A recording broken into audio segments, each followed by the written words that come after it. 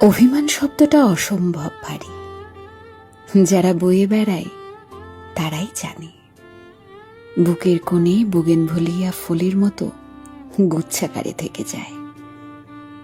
অভিমান মানুষকে শান্ত করে, হ্যাকেরে চুপ করিয়ে দেয়, যেন যেন ছমছমে অন্ধকার রাত।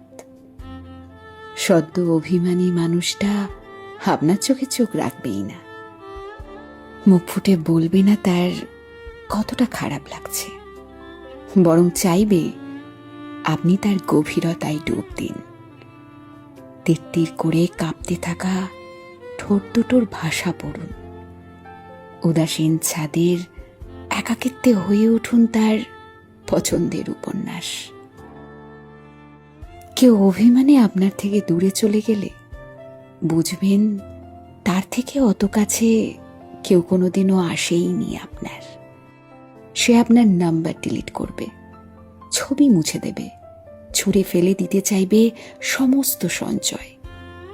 তবুও একটা না একটা ফাঁক রেখে দেবে ঠিকই ফিরে আসার।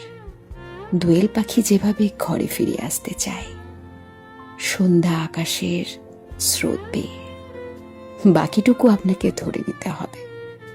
টুকটাক অভিমান ভেঙে সেলাই করে নিতে হবে সম্পর্কের ফাটল।